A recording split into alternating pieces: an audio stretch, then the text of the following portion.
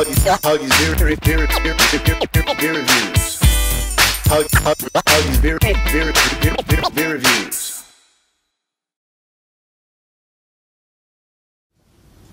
What's going on, guys? Welcome back to another one of Hoggie's beer reviews. And today's beer is a beer that I've had several people request. It's a beer that I've been curious to try for quite some time now. And even though I'm not actually looking forward to drinking the beer, I'm curious to see what it's all about. Heard a lot of things about Goose Island, and that's today's beer. Let me show you. This is the Goose Island IPA. From Goose Island in Chicago, even though I think this was brewed somewhere in New York State.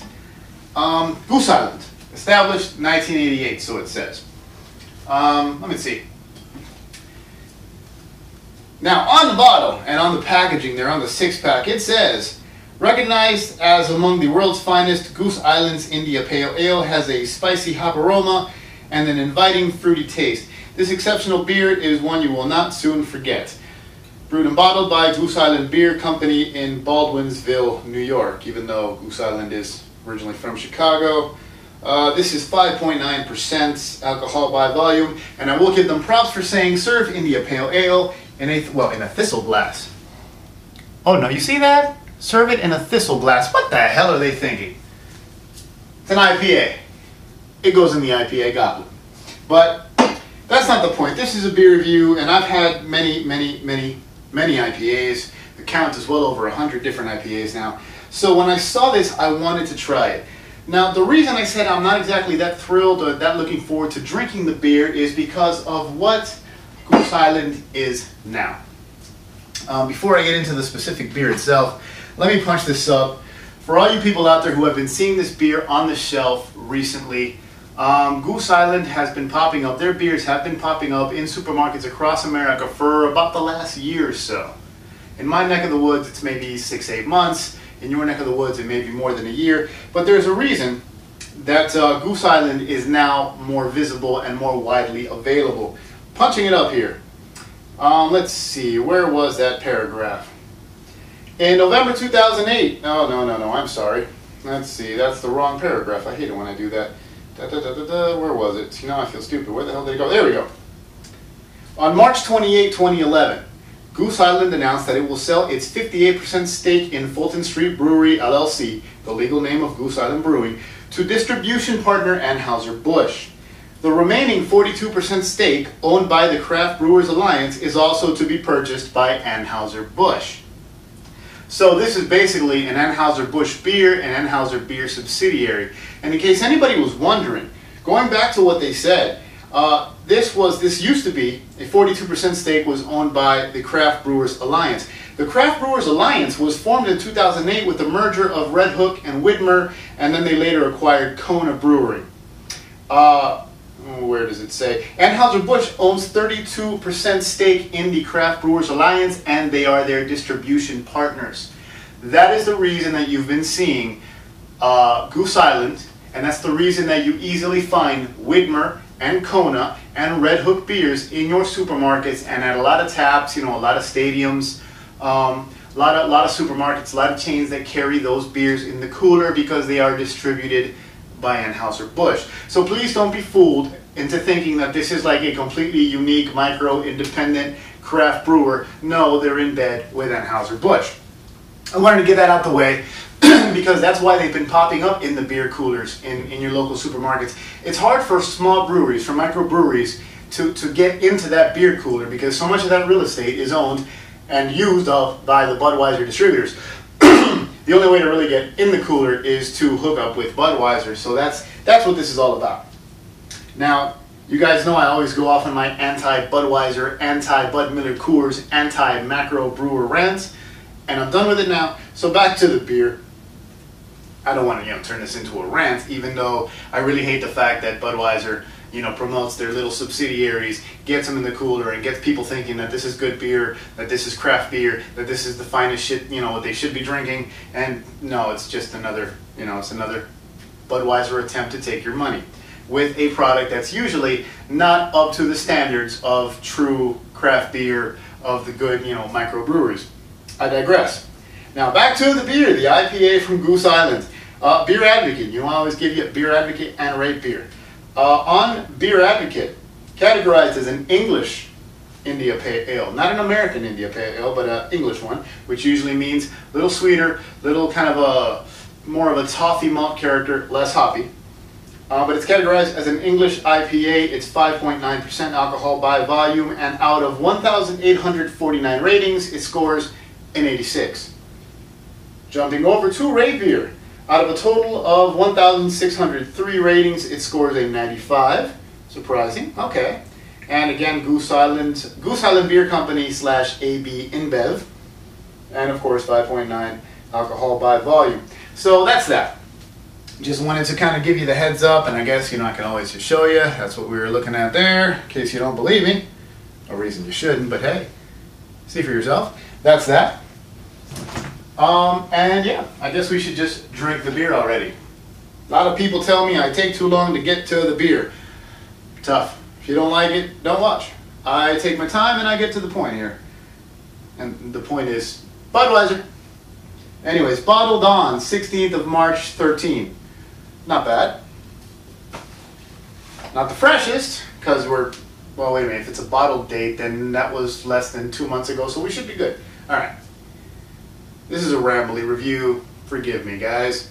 It's not a twist off, that's a good thing. And actually, gotta admit, see if you can see it, that's a cool little cap. That'll be going on the fridge. Well, let's get to this already. Pop her open with the big lighter. The aforementioned IPA goblet. And let's see what this English IPA is all about. And to everybody out there who requested this review, here you go, guys. Hope you enjoy. And to those of you who requested the review who did not know this was a Budweiser beer, now you know. Alright. Filtered. It's a filtered beer, no haze, not a lot of carbonation. It is a nice color though. I don't know if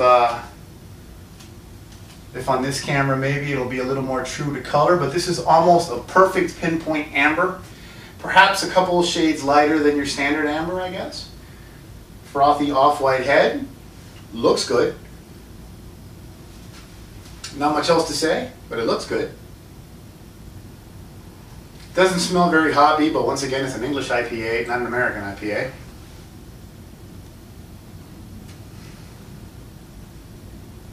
Subtle sweetness from the malt, but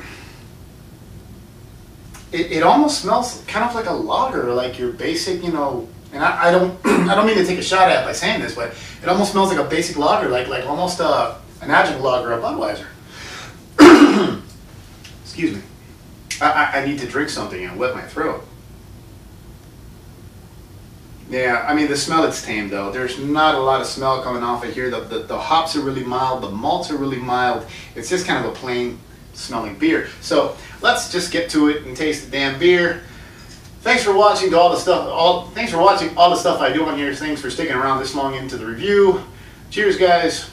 Let's have a Goose Island.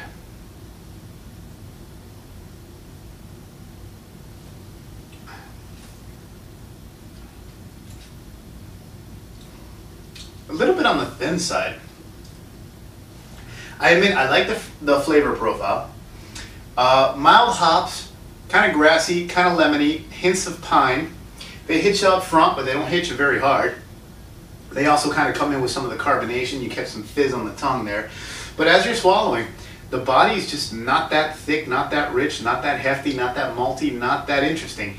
It's almost watery going down. Easy to swallow, easy to drink, but not a lot of flavor left over.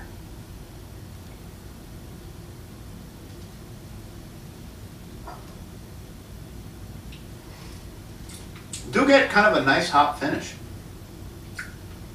You know, I gotta say, this beer is not terrible, and I didn't expect it to be terrible. This is, even though it's owned by Anheuser-Busch and it's owned by a big, you know, commercial conglomerate, it's still made by a company that started making craft beer, so I don't expect garbage. I just didn't expect great, and it's not great, but for an English IPA, it's actually pretty good. I try to stay away from English IPAs because I do prefer the hoppier American variant. But this has got to be one of the better English IPAs I've had in quite some time. And it definitely beats the pants off the Newcastle IPA.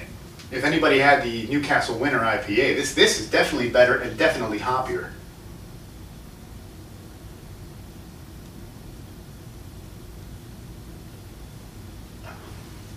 Don't expect a lot of flavor. Don't expect a robust beer. But if you're looking for something hoppy, if you're looking for an IPA with a hoppy profile, this is pretty good. And 5.9, you know, basically 6%. 5.9%, same as small liquor and a lot of the old traditional malt liquors, in case anybody was wondering. But 5.9 is better than your standard beer. Your Budweisers and your Heinekens are usually 5%.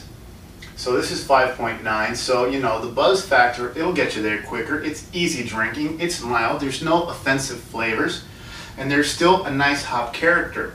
It's kind of like a tame pine with a little bit of lemongrass, but it's not bad. It's not bad at all.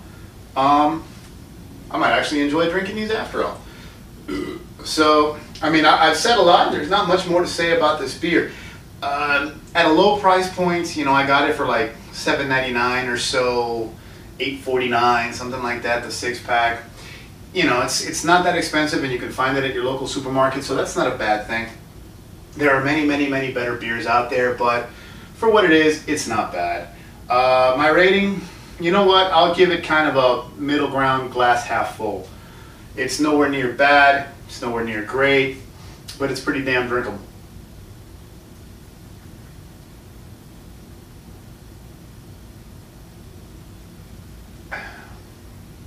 Could use a little more of a malt presence, slightly more of a richness in the body would really help this beer. But yeah, that's that's what it is. All right, I've talked your ears off enough. Let me get out of here and go drink my beer. Remember, guys, Hoggie's Beer on Facebook, Twitter, Google+, and hoggiesbeer.com coming soon. It's taken me a long time to be able to compile all my reviews and link everything up, but it's coming, so stay tuned. And like always, guys, thanks for watching, and stay tuned for the next one. Cheers.